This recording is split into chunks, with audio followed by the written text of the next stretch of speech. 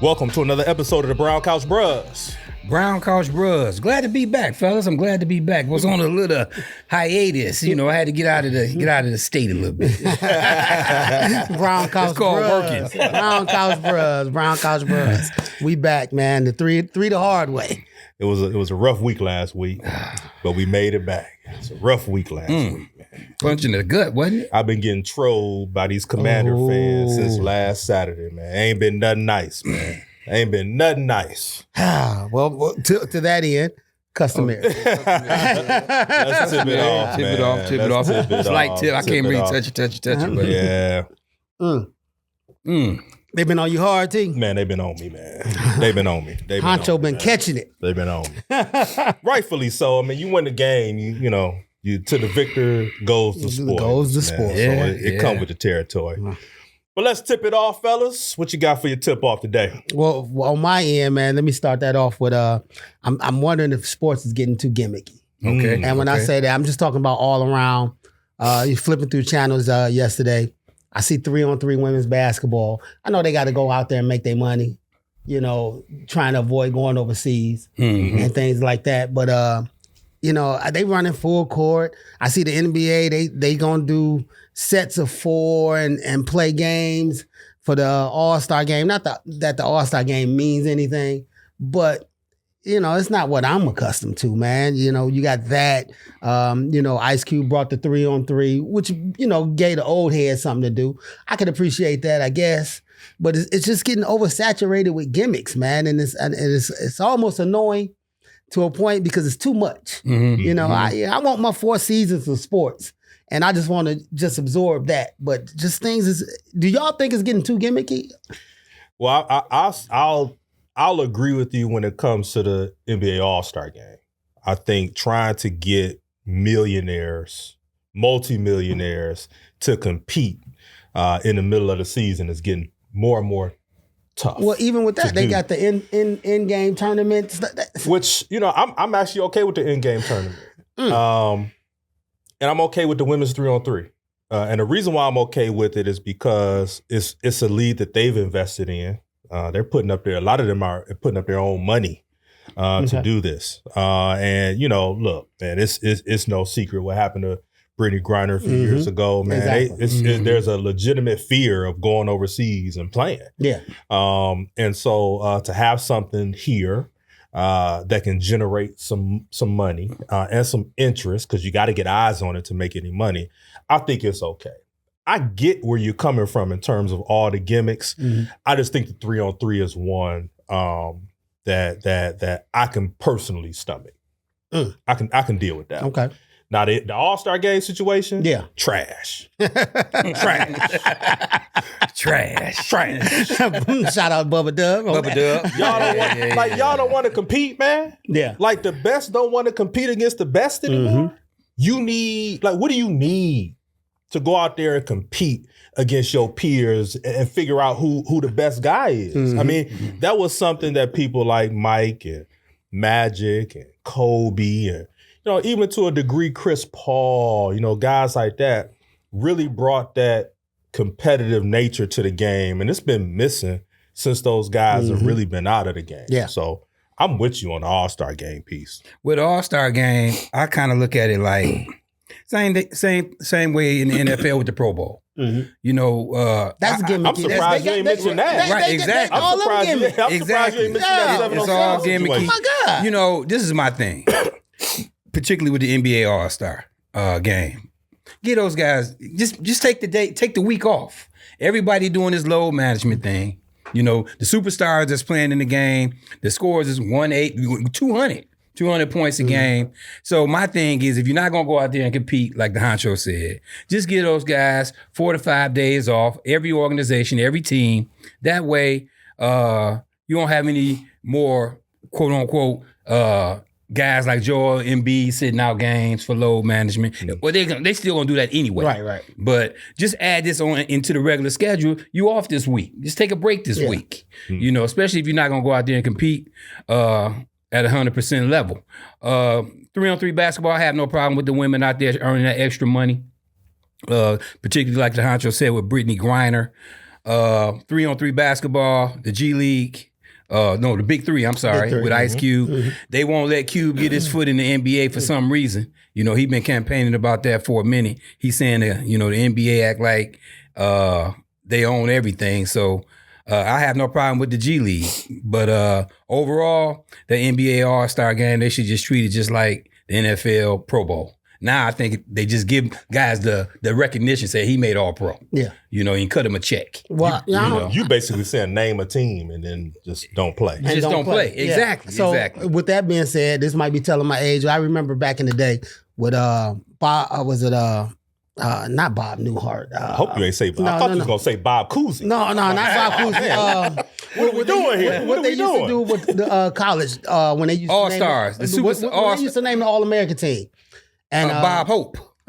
That's what- Bob Hope. Bob Hope. Right, and they would right. come out and he'd Right. tell jokes, moaning, wop. But they would never. Right. Go They ahead. weren't playing. They wasn't It wasn't playing. a They weren't game. playing. It wasn't Right. a game. But you got enough comedians out here that you can do that with the NFL. Mm-hmm. You can go through. I mean, I know they got their award ceremony right in between. Yeah. But man, it's a way to do it and skip all that. You know, flag football, All catch of that. balls out the ceiling. Yeah. You know, coming from airplane or drones. Mm-hmm. Man, damn all that, man. I just want to see it. I just want to see the game. You just want to see the game. you know, Yeah, so I'm with you on the and you gimmicks. can recap the season, show these guys great plays, give more credit to the offensive linemen who really don't get no shine and none of this. Yeah, you know, that's true. and I know a guy is in the league that's fighting for that now. Mm-hmm. But yeah, man, it's just more ways to do it, man, other than, giving me, touch football and, stand agree. who can stand on their head the longest. Well, Amaral win that. But, man, it's just too much, man. But so that was my tip off, man. I didn't mean to go so long on it, but I just think things are getting a little gimmicky, man. And I just wish they had, toned it down. But like you said, with the 3-on-3, the women, they have to do what they have to do. Yeah.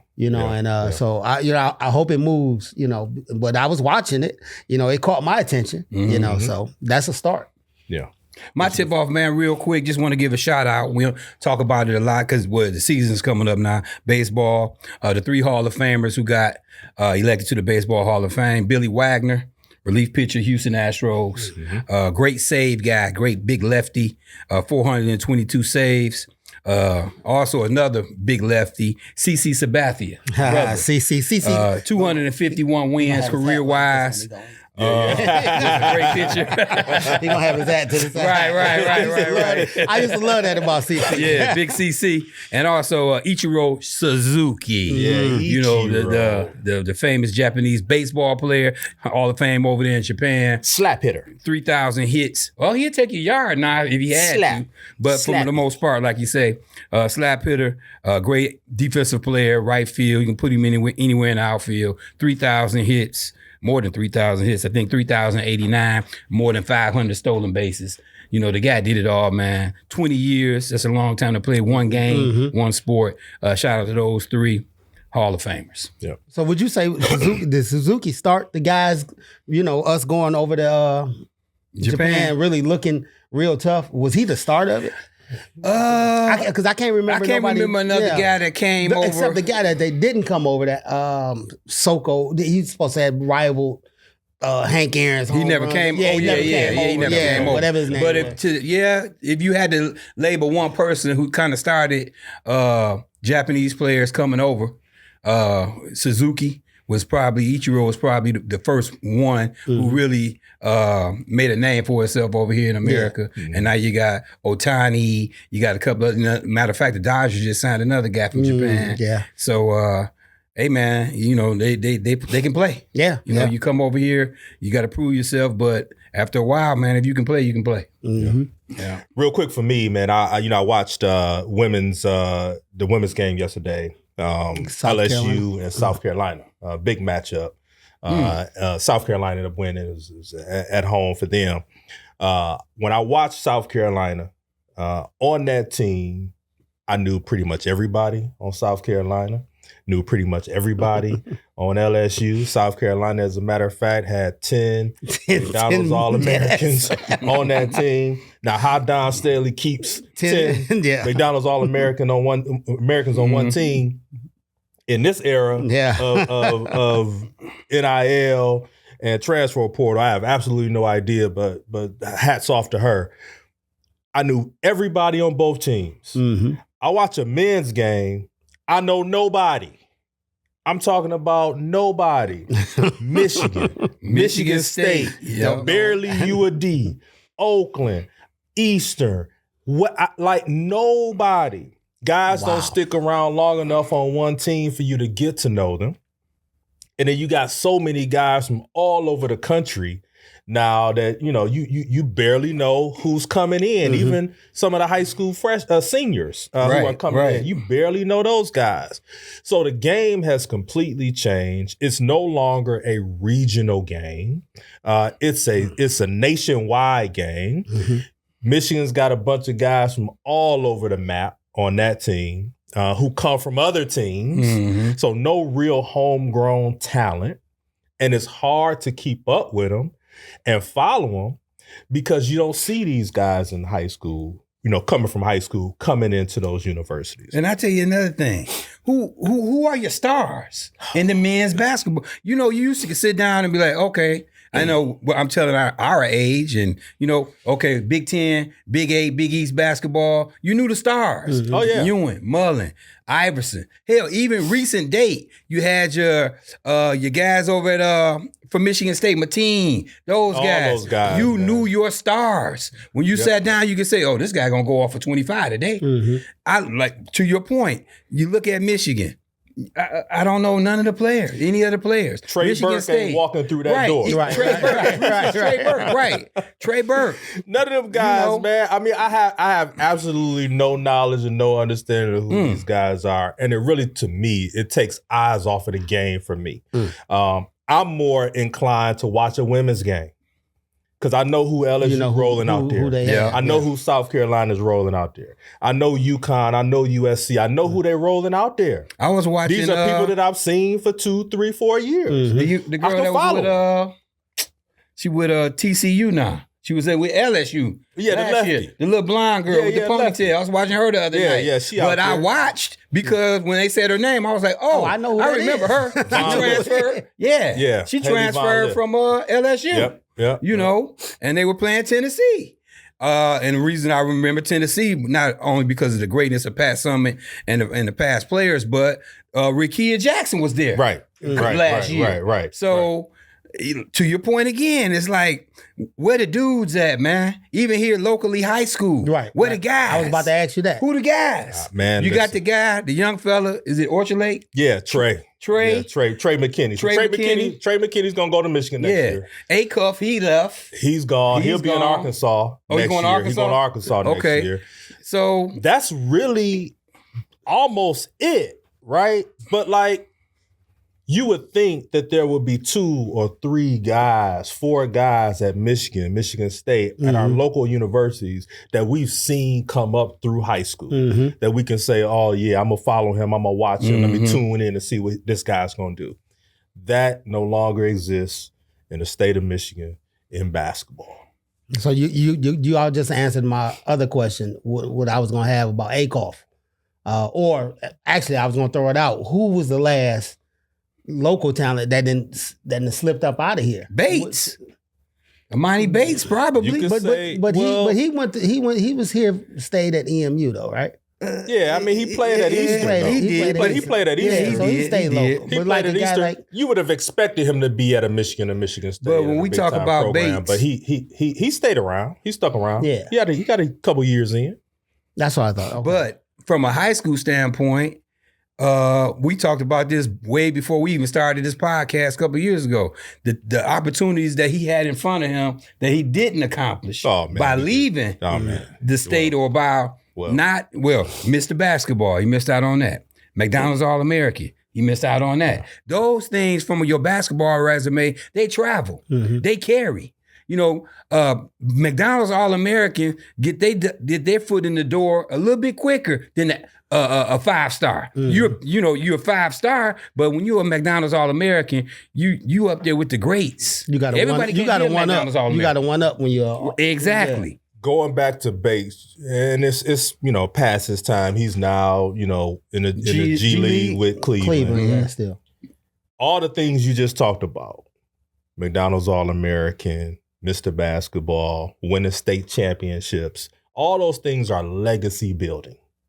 And so it gets eyes on you at an early age. Had he stayed at Ypsilanti, won Mr. Basketball, won another state championship, gone to a Michigan or Michigan State, you can arguably say he would have been a high draft pick in a draft. In a draft, yeah. And probably been on an NBA roster for a year or two already. Yeah. So yeah, you can make that argument. What we have now, I don't see any opportunity for that for local kids. I think probably A-Cup is the best example of that. You know, now coming out, I think he's going to be pretty doggone good at Arkansas, and he'll have opportunity to play at the next level. I mean, I could see that when the kid was 10 years old, that he was next level, had next level ability. So he's going to have a really good opportunity to do that. But still, he's off in Florida. Yeah, you know, at IMG. Yeah, You're right. And, you know, it's hard to keep up, you know, for the average person to keep up with his career in that way. But all those things in terms of legacy building, he didn't get an opportunity to win Mr. Basketball here. You know what I mean? And so those kinds of things I think sometimes kids miss out on. Those are the things that get eyes on them early and get the spotlight on them early. Now, he's not going to have a problem per se. He's going to Arkansas, right? He's going to play for a legendary coach there in Calipari. So he'll have an opportunity to play at the next. He's going to get his shot, play at the next level. He can play, right? So, but for us locally, really following our kids, there's nobody out there. Trey McKinney's our next best hope. That's it. Wow. That'll take you right into This Week in Sports. Hey, man. Look, get This Week in Sports. So real quick, once this episode comes out, it'll be about a year since we lost the great Earl Curitan. Local talent, man. Twirl. The Twirl, straight from Finney High School. Robert Morris, U.D. Homegrown product. Had some time, here in the city with the Pistons for a minute. And we lost them about a year or so ago this week. Also just learned that they're going to name the street by St. Cecilia after Earl Curitan. Good deal. Oh, wow. Congrats. Yeah, so a nice tribute to Earl and his commitment to the city and the commitment to basketball and kids in this area, man. One of the guys that you looked at and said, you know, you want to be like Earl, want to be like that guy. Was always big here in the community and always seen. Did some time, doing some color commentating with the Pistons too. Yeah, sure did. For a while. So and was working with UD at the time. Worked with UD. He lost his life. Yeah. And was great at UD. UD alum. Ended up getting his bachelor's, I want to say his master's degree from UD, but always came back to the university. Had a bunch of life left in him. On the mic, man, he was just a great guy. Always came in there, no ego, shook everybody's hand, signed autographs if you wanted his autograph. So shout out to Earl Campbell, his family. Earl Curitan and his family. Rest in peace, Twirl. Yeah. Yep. So with that being said, just listening to some of the St. Cecilia barbershop stories. Earl Curitan was always mentioned, as being a dominant guy at St. Cecilia. So I had never been up to the Saint to see any of them games, but I heard they was epic. DC was in them. All these, all our local guys was in them, and they all played strong. But as far as Earl Curitan's drafted in '79 by Philly, won the championship in '83. And was part of it. Wasn't just wasn't riding. He was part of that championship team. Also won with Houston in '94. So it was big, man. Big for the city to wrap their arms around him because he was always welcome here. Always welcome, like you said. Did his Detroit commentating, UD state. He kept it home, right? Yeah, and that goes to your tip off about being homegrown and knowing somebody. We all know Earl the Twirl Curitan. So, it's something about that place, man. Something about St. Cecilia. If you played basketball in Detroit or in the state of Michigan, you had to come through St. Cecilia. Had to. And it meant something to play there and to play well. All the eyes were on you at that time. I can remember, my first time going there, man. It was in high school. we had a summer league there, and you could just feel it walking into the building, man, of all the history that was there. And you go any given summer, any given night, who knows who you may see there. Exactly. I mean, it was pros there, pickup games, all kinds of stuff, man. College guys were there playing. And it was really the Detroit proving ground for basketball players during our era, even before our era, man. So Grant Long even said that. Oh yeah, he said man. About him, he from Romulus. He said, but when we came down to the city, us coming from Romulus, we had something to prove. Yeah, you had to come through the Saints. You got to come through the Saints. You could be whoever you were in Romulus or in the metropolitan area, but if you didn't step in the Saint and prove your worth, you just average basketball player. Yeah. So it's a small group of guys, man. Dave being, I think Derek Combs are part of that group too, who are trying to, raise some money to bring the Saint back. Okay. I think Jay Rose is part of that. Jay Rose might be a part of that. Rebuild the Saint, bigger, better. I know Earl was a part of that before he passed away. So hopefully that comes to fruition, man. And maybe, having a facility like that will help to bring back basketball in this city. There you go. Because it's desperately needed, man. I know I miss it. All right, so it's game time, fellas. We got to talk about it. Do we? Got to talk about it. Man. It happened, man. We had to talk about it. Got to talk about it, man. If you would have told me last Saturday, what time did we film at 3? You told me last Saturday at 3 o'clock that the Lions were going to lose in the way that they lost, I'd have told you was crazy. You'd have told me they were going to lose, period. I'd have told you was crazy. They picked a bad day to have a bad day. That's what I said. 4 turnovers, 3 picks. Was it 3 picks or 4 picks by Goff? 3 picks. It was 3 picks, 1 fumble. 3 picks, 1 fumble by Goff. And a partridge in a pear tree. Yeah, the partridge in a pear tree. Right. I don't know that anything really went right for that team. And it gets so close to get everything that you want in front of you, get home field advantage, get a first round bye, and to lose like that to a 6th ranked playoff team. And look, the Commanders fans have been trolling me, but we said it on this show last week. Jaden Daniels is the real deal. He's for real. He is a consummate pro. To be so young and to be so poised and so talented, the Lions couldn't have ran into a tougher quarterback in the first round game for them, or first playoff game for them. Hats off to the Commanders for what they did, man. But our Lions got to lioning last Saturday. They got lionized, I guess, huh? I don't know, man. It was pretty bad. My take is, you only can play so much with what you have on your roster. I know injuries are a part of the sport, or any sport. You lose your number 1 corner. You lose your number 1 D tackle. You lose your number 1 DN and Aiden Hutchinson. You lose your nickel cornerback, the second player of the game. You lose your backup linebacker, Rodriguez, a couple of weeks ago. Injuries you can't keep playing with guys, although they're pros, they're not those guys though. And when you play out football and regular season football, it's totally different. You want to come in there, we weren't even fully loaded. We weren't even half loaded on defense with the talent that we had lost injury-wise. From an offensive standpoint, Jared Goff picked a bad day, like you said, to have a bad day. Just terrible handling of the ball. Our offensive line, we have to address that in the offseason. Those guys are getting a little bit older. I think that the management and the leadership, they're going to head us in the right direction. But going back to that game, just, I don't think we came in there mentally prepared to play. I think that we sat back on our laurels a little bit. We at home field advantage, mental mistakes, 12 men on the field. That shouldn't have happened.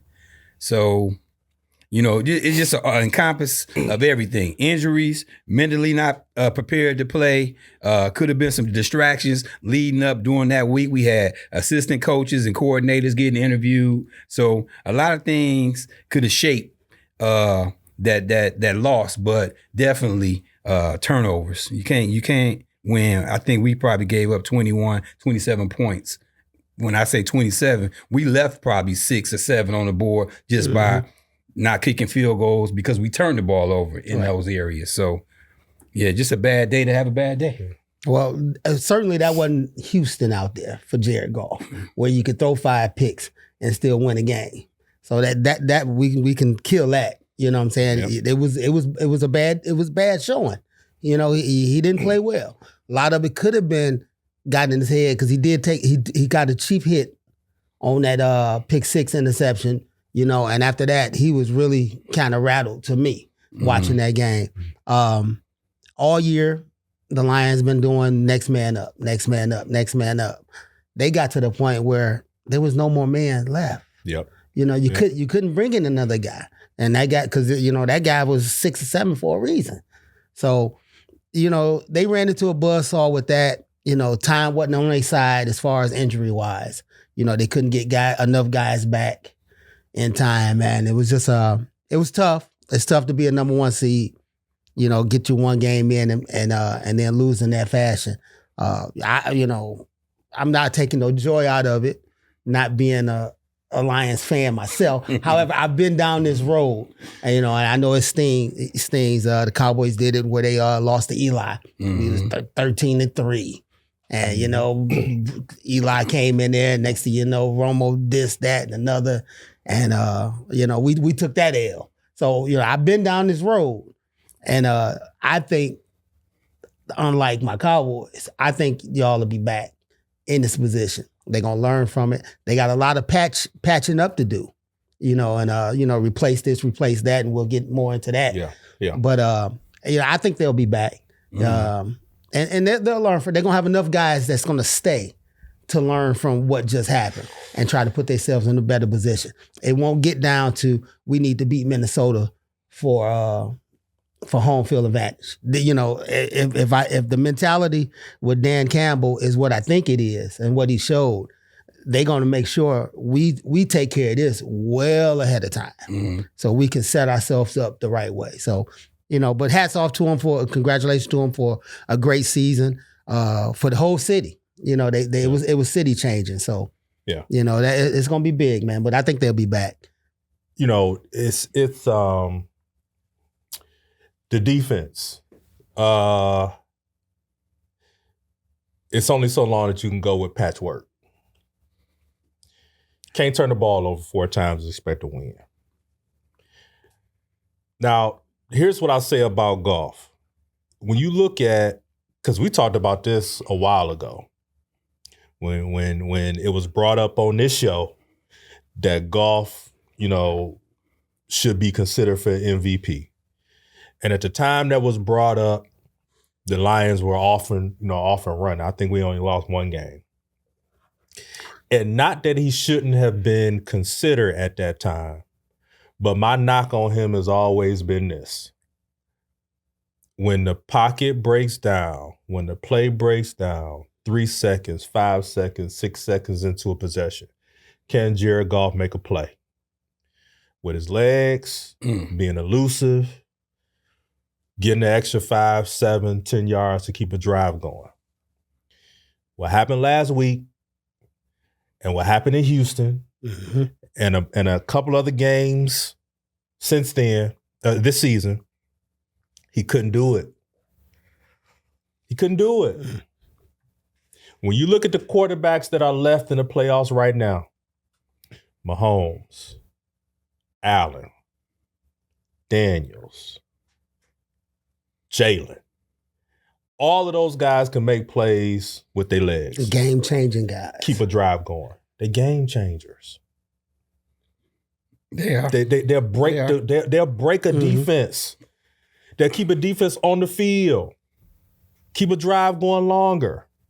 That's that intangible that we're missing here. Now, I'm not saying that the Lions can't win with Jared Goff. I think the Lions can win with Jared Goff when the conditions are favorable for Jared Goff. Meaning the defense is intact, the running game is great, the line is blocking, he ain't turning that thing over. When the conditions are perfect, Jared Goff looks like Tom Brady. If any of those things are off, Jared Goff looks like Dan Orlovsky. But let me say this. I'm just saying, I man. mean, we gonna go into next season with Jared Goff, man. Yeah, we are. He's gonna be our quarterback. He's gonna probably be our quarterback for the foreseeable future. And I am confident that the Lions won't win less than 11, 12 games next year. I'm confident of that going into next. And they got a tough schedule coming next year. But we're now having to have this conversation. We had 2 great seasons, playoff season. You win a game last year, win a playoff game last year, come up way short this year. The question now is, who do we need to win a Super Bowl? We're no longer having a conversation to figure out who can play, how many, if we can make the playoffs, if we can be a number 1 seed, if we can win our division. That conversation is no longer being had. We're really at the point right now, we got a small window to be good and to be a Super Bowl contending team. What do we have to do around the pieces that we have right now? Adding to that, taking away here, beefing this up, looking at this guy. Maybe this is it. Maybe that's not it. To win a Super Bowl. One, you got to get some quality depth in your O-line and your D-line. I'm not talking about guys you just calling, off the street and they just at home, eating popcorn and they get the phone ring. I'm talking about when you go into your draft, you want to draft guys that's pro ready, guys that can come in and probably be starters day one. Although they won't be, you got confidence in them to come in there and do the job. 2, playing a little bit devil's advocate on the Jared Goff situation. When you look back at the history of the game and in the position, those guys that you mentioned are game changers. They are turning the game around to where they have to be accountable for. But traditionally, and I know the game is changing, but the Dan Marinos, Tom Brady's, Brett Favre, Jim Kelly's, Matt Stafford's, those guys, besides Marino, they've won Super Bowls in the pocket. Tom Brady won 7 Super Bowls in the pocket. So it can be done. Like you just said, Goff, his weaknesses, he can't win games with his feet. But neither could those quarterbacks. But for somehow, the boy with the Jets, they didn't have to. Aaron Rodgers. But they were still the same type quarterback. They are. They're in the pocket quarterbacks. But they didn't have to, because all the conditions they were favorable. You had Bill Belichick, great coach. You had a quality defense. You had a decent running game. You had guys we have who can all catch that. the ball. We do. Right. We do. But we didn't have it last week. We had a banged up defense. What? It was some things missing last week, and our quarterback didn't help us. Last week, I could see last week. The game that hurt was last year's NFC Championship game in Frisco, 30 minutes away from the Super Bowl. This right here was a punch in the gut, but last year was a slap in the face and a punch in the gut. You 30 minutes away, you up 17. To go, you there.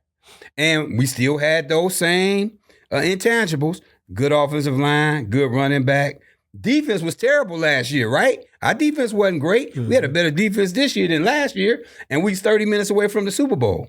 So I get what you're saying, but if you look at last year, when we 30 minutes away from the Super Bowl, I don't know. Our defense was terrible all last year. We had a 30th ranked defense. Pass defense last year in the NFL. This year we improved. What did that get us? Yeah, we probably had to. I mean, I don't know. I don't know what the numbers say. But after all the injuries, I don't think our defense was too much better than it was last year. I mean, I'm thinking about the last 2 games, the last 2 weeks. I'm thinking about Minnesota and I'm thinking about Washington.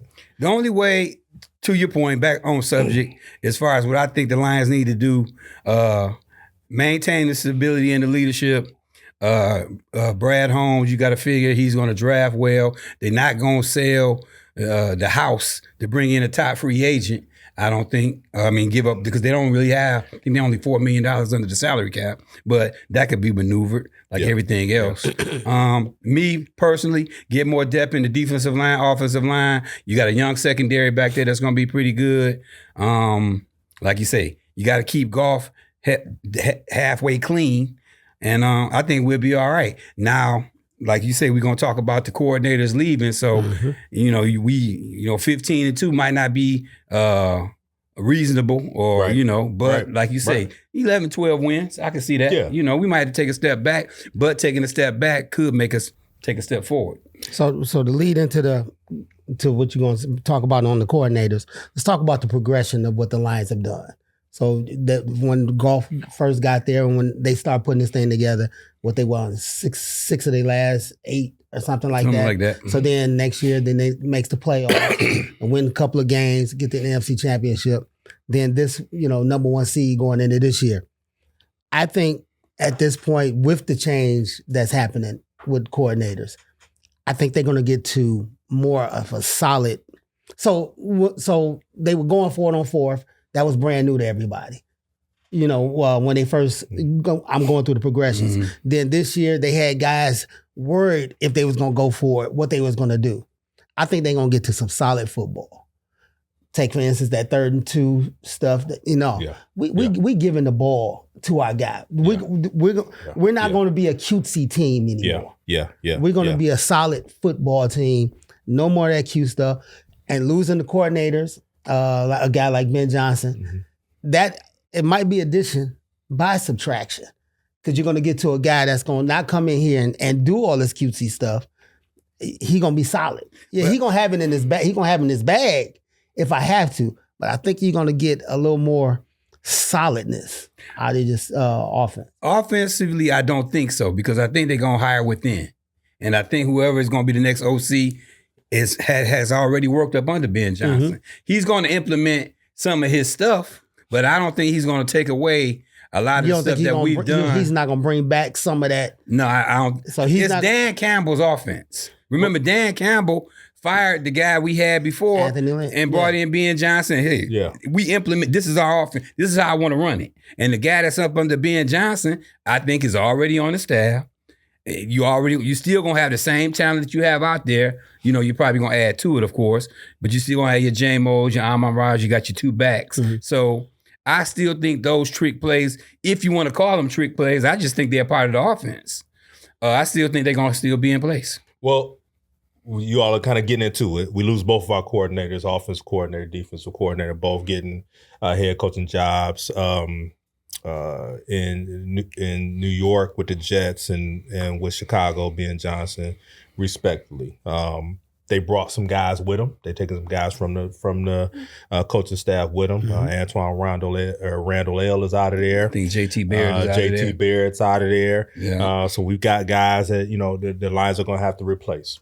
A good problem to have, because you only lose your coordinators when you're successful. Exactly. Mm-hmm. And it's been a very long time since Lions have been successful in losing both coordinators. Huge holes to fill, obviously. Mm. But you talked about it just a minute ago about promoting from within. You believe offense is going to come from within. Defense, something different, but offense, I think offense within. will come from within. I think the one thing that I agree with is that what you saw in the offense is the identity of the offense. I do think those what we consider trick plays are part of the offense, and I think that's going to remain. What I would like to see is us become more physical and impose our will offensively on other teams, like we did in the beginning and probably the middle of the season. Because I can remember times where 4th and 1, 4th and 2, 4th and 3, Montgomery was getting a handoff and going to get 5. Mm-hmm. Like, that's the kind of football I think you were kind of talking about in terms of being a solid football team. The Lions were very physical early on and in the middle of the season. I think they kind of got away from that. I would love for an offensive coordinator to come in and for the Lions to continue to impose their will offensively on other teams. We didn't talk a lot about the last 2 weeks about the wide receivers blocking. I can remember early on in the season that was a huge thing where you would see J-Mo and Amon-Ra blocking, making key blocks to open up lanes for people, and we taking it to the house. We didn't talk about that the last 4 or 5 weeks of the season. I would like to see us get back to that, to physical football. And I think Dan Campbell has that same identity. I think we just got away from it a little bit. Well, to your point, to be physical, you have to be healthy. One, Decker, he wasn't healthy all year. Yep. Ragnar, he hadn't been healthy for 2 years. Ziegler, he a little bit long in the tooth. Yep. Wiley veteran we got from Baltimore. Glasgow didn't have a good playoffs. So Brad Holmes, once again, I think you need to move Penei Sewell to left tackle this coming up this year. I think we're going to have a new starting right guard. Can't remember the young man's name, but he's improved. So is that Zeiler? No, Zeiler we got from Baltimore. That's right. Yeah, that's right. But we'll be lucky to get Ragnar back. He may be it. He may be done. He may be done. And that's your center. Yeah, So we got some work to do on that old line, man. If we I remember, and to your point, I think it was the game, was it Seattle, when we went into OT and we just ran the ball right down the throat. Yeah, man. Yeah, earlier in the season. That's what I'm talking about. Yeah. I would love to see us get back to that. Yeah. No doubt. The offensive best play to me, especially like in that 3rd and 2 situation or 3rd and 5, whatever. Run the ball to the right side. Yeah. That's right. I'm running behind Penei. Yeah. So that was always the best play to me, and that's where I thought they kind of got away from. And that's when I say, scale it back a little bit.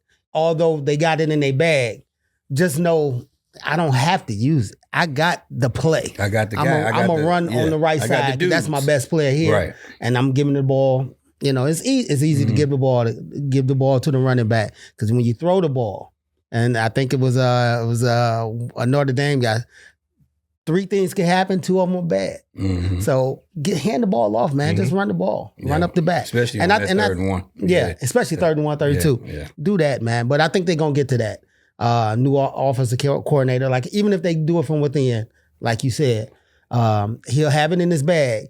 But I think he will kind of realize, we need identity more so than, we might do this, might do that. No, we're going to do this. Mm-hmm. We're going to run on the right side. If you can stop it, stop it. This is it. Here you go.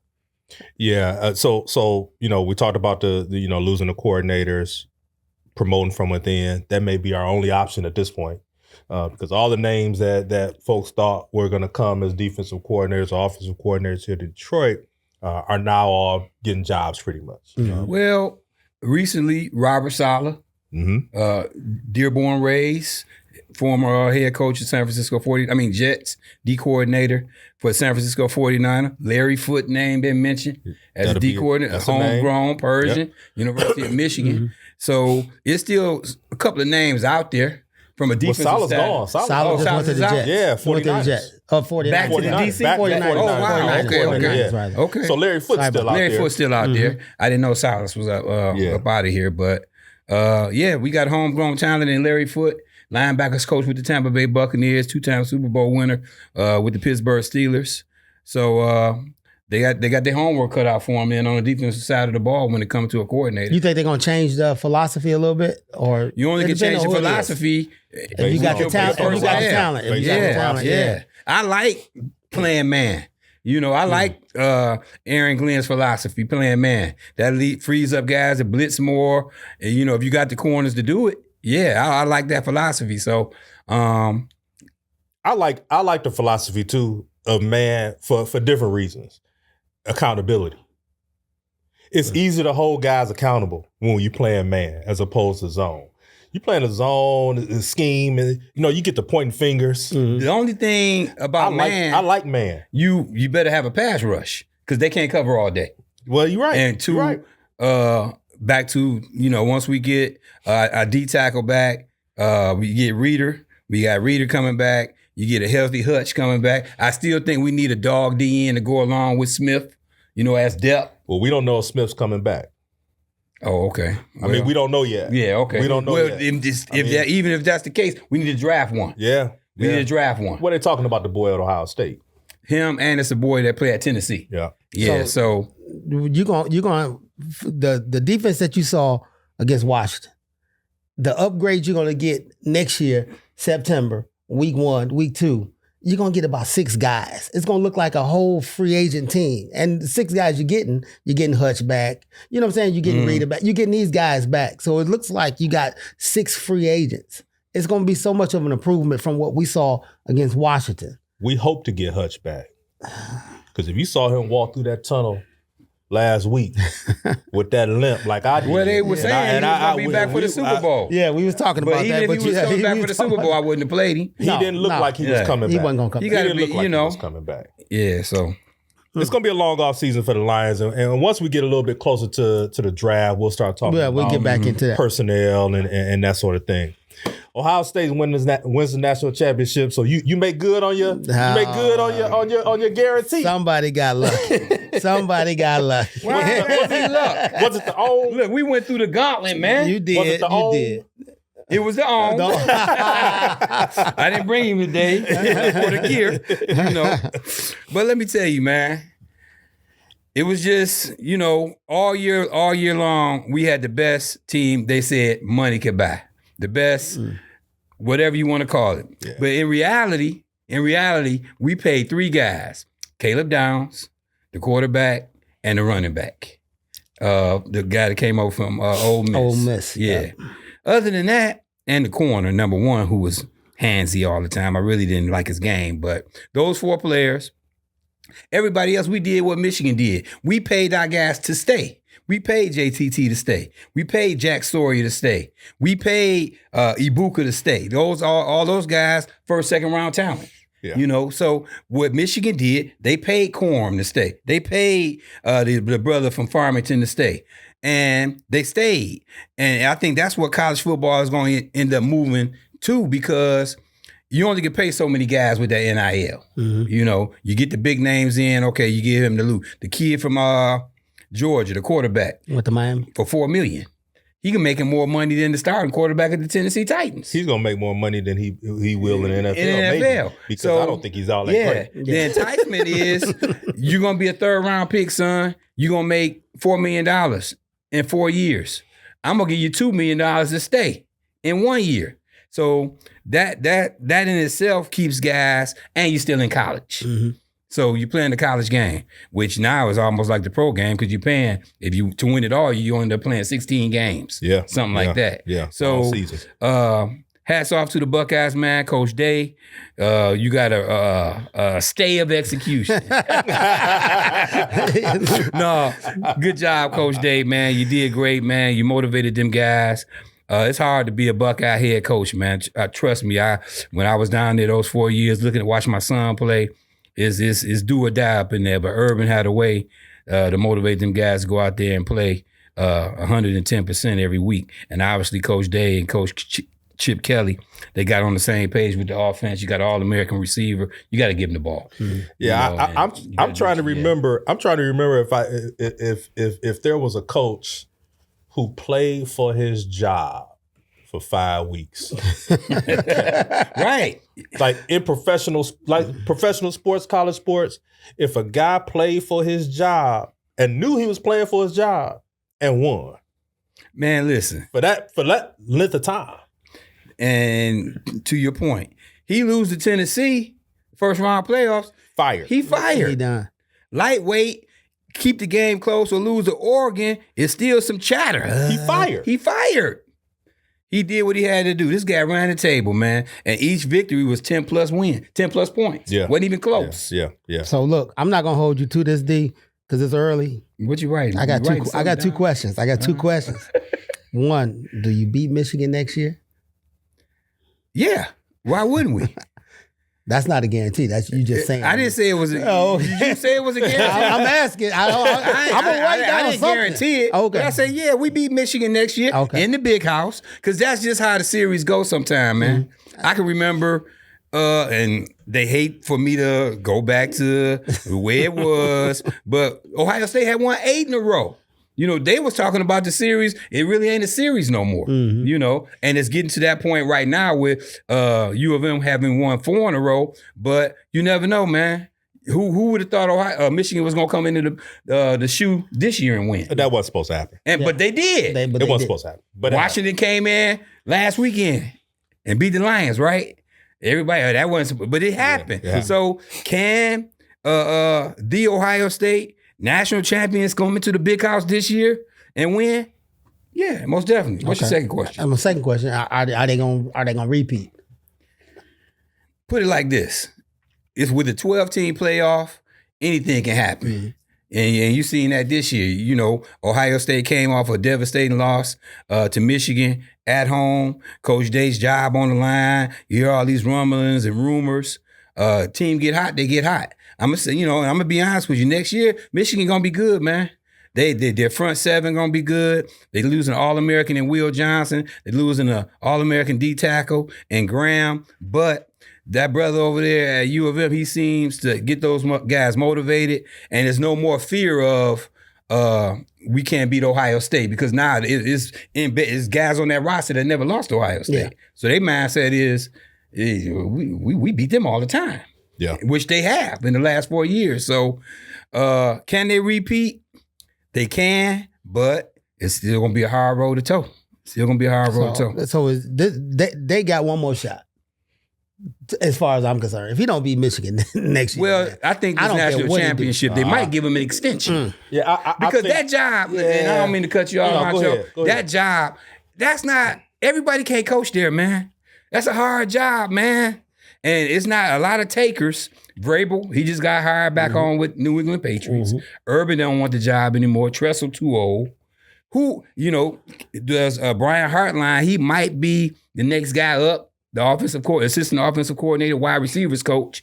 Kelly, he's not going, they're not going to give it to Kelly. No. So, you know, that's not no easy find to go out there and find you a guy that's going to come in there and get you 10, 11 wins every year. You know, you lose 1 or 2 games, one or 2 games at Ohio State, it's a bad year. Particularly if you lose to Michigan and don't win nothing. Yeah. Which they was on the verge of doing until they made the run. Yeah. Look at Oregon. Oregon, they won the Big Ten, but that's it. Nothing show for it after that. Nothing show for it after that. I think the pressure to beat Michigan is still going to be there next year.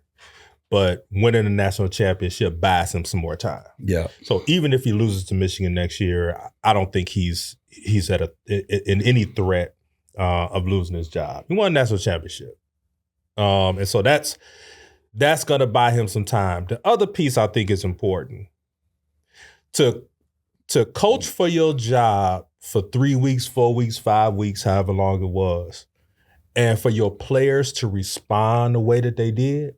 Means guys want to play for you. When guys want to play for you, you stick around a little bit longer than anticipated. And I think they got just as good a shot to beat Michigan next year as they did as they did any other time. The pressure will still be there, but I don't think he's coaching for his job. Here's the only scenario I see they losing his job next year. If he loses to Michigan twice. Regular season and maybe face him in the playoff or in the national championship game. That's still gonna be hard. I don't know. You can't hard. if you hard. For all the reasons that you just named. I mean, it's not like he's got a quality name out there that's ready to take his job next year. I mean, you know, we don't know what will happen over the spring and summer. But all the quote unquote Ohio State guys got jobs now. You mentioned it. Urban Meyer doesn't want it. Vrabel's got a job now. Who else is out there that he's got to look over his shoulder for? And it's hard to replace a guy. The guy's 70 and 10. The guy's 70 and 10. It's hard to fire a guy like 4 losses to Michigan. That make him 70 and 6. And the other 2 losses might be, I think, Clemson twice, Penn State one time, maybe. No, I don't think he ever lost to Penn State. But yeah, man. So who was the coach before Tressel? John Cooper. Was it Cooper? Uh-huh. How long was he there? Cooper was there about 10, 12 years. But he was like 2-10 against Michigan. Okay, so Yeah. Ryan Day will keep his job. Well, look, Ryan Day will keep his job. Ryan Day, I'm gonna just tell you, when you walk around the streets of Columbus, Ohio, just make sure you flashing your ring. So that's gonna carry a lot of weight, brother. Yeah. So the Detroit Pistons, don't look now. But the Pistons are in 6th place in the East. Couple games above 500. And we got ourselves our next NBA All-Star in Cade Cunningham. Cade Cunningham a bad boy, man. I got to give that man his props, man. That guy, he 25, 6'6". He like damn near like putting up Grant Hill type numbers, man. He our superstar. Yeah, he out there. He our guy, man. He balling. He out there balling. He out there making it look easy. And making guys better around them. Those guys look like they have enjoy playing with each other. That's a good locker room. It seemed like a lot of cohesiveness. Shout out to the coach. They young, man. They young. Now, I know when it comes to free agency, they're going to be faced with that in a couple years.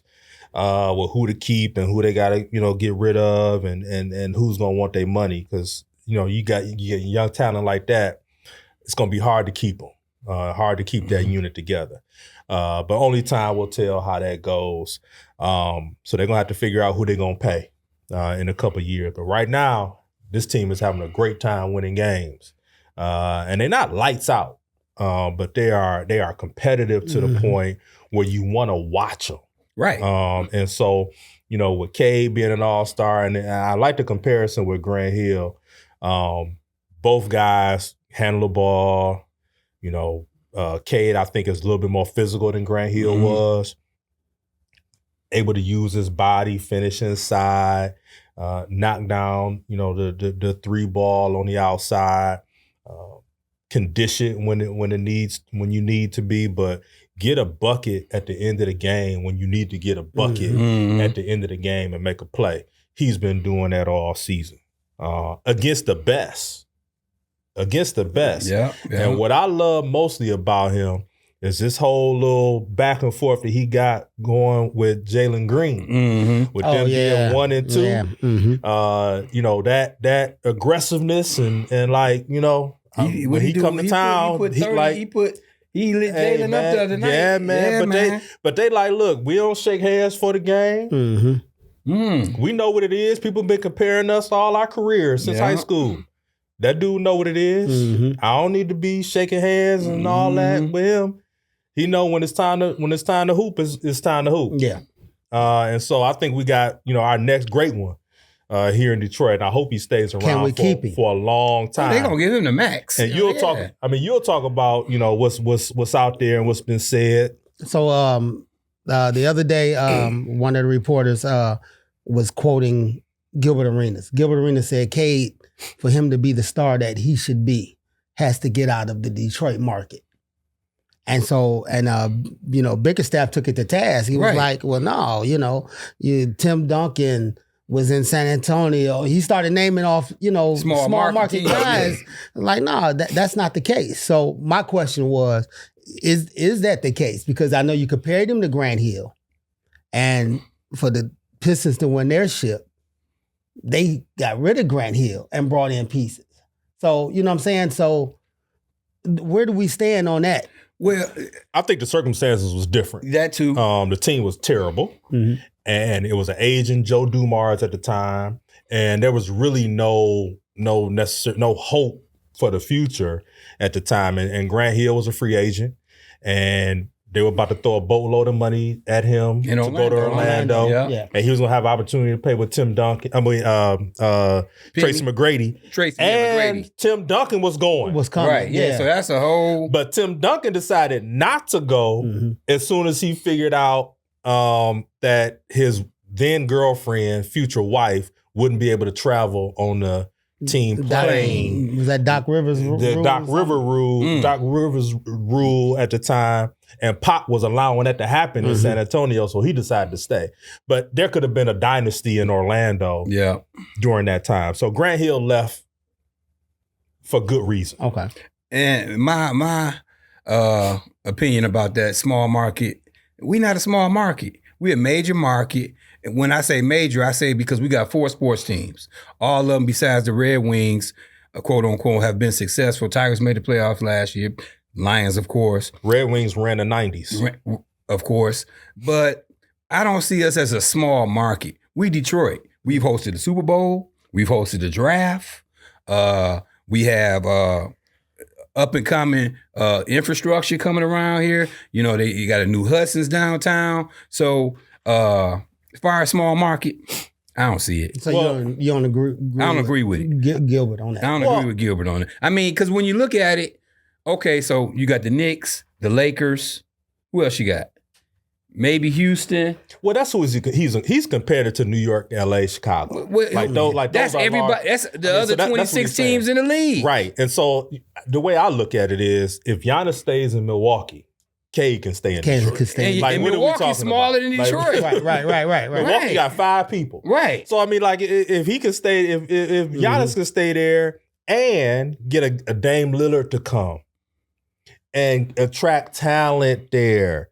Look at what OKC is doing with all their young talent. You ever been to Oklahoma City? No. You ever been to Oklahoma City? Don't want to go. Do you want to? Like, okay, no, right. Don't want to go. Ain't nothing there. I've been to Oklahoma. And they've drafted drafted all that talent and kept all that talent and got Shea to come from the Clippers, right? In the trade, they got Shea. So like, I don't really buy it. I don't think that's a factor anymore. When you got the media the way it is and spread out the way it is, it doesn't matter where you play. Just be good and be great where you're at, and you'll get the eyes on you. You'll get the eyes on you. If you look at, let's just look at the 3 teams out in California: Lakers, Golden State, the Clippers. Who the smaller of the markets? I would say probably Golden State. But they get you got Sacramento too. And Sacramento. Okay, so Sacramento. Those Sacramento and Golden State, well, particularly Golden State, they have Steph Curry, Draymond. They've won championships in that small market. And to your point, it doesn't matter. It's about talent. Yeah. You bring your talent there. You got a coach who can coach them up, and you run the system that you're gonna run. You're gonna win. Period. When we were winning championships, or when we won the championship back in 2004, still the same market, but we had a good coach, and we had players that fit the parts, fit the puzzles. And we won the championship. And we went to 6 conference finals with that same small market. The best Detroit Piston to be drafted as a Piston and stay a Piston their entire career has been Isaiah Thomas. I agree. Cade Cunningham got a chance to be the next one. He got a chance to be the next one. Yeah. There it is. Well, we'll see if they buyers at the trade deadline and see if they can bring somebody else with him and see what we can do from there. But they looking good. They looking good. So. I'll tell you who I don't want. Ooh. Jimmy Butler. Hey, I know we about to close it out, right? Yeah. But let me do one shout out to my Buckeye faithful, man. I always talk about these Michigan guys because they be on my head. But to my Buckeye faithful, Mike Papa Smurf Carson, Selvin Jr., Ohio State alum, matter of fact, and John Gardner. It's only about 3 or 4 of us here in the state of Michigan or in the immediate area, man, who not afraid to wear this around town. So shout out to those Buckeyes, man. We #1 national champion. Wow. Man, we can't end this show. You can't. We don't want to do that. Man. We don't have to end it on that. I just had to get it in. You had to get it. Now, you can end it how you want to end it. How you want to end it? I want to end it. I want to end it. We can end it however you want to end it. Let's go, man. Go Pistons. Go Pistons. Something, This is man. crazy. Yeah, Keep go playing Pistons. hard, Pistons. Keep playing hard, man. We out of here. Another episode. We out. Like, Peace. subscribe, man. Do all that, man. Help us out. See you next time.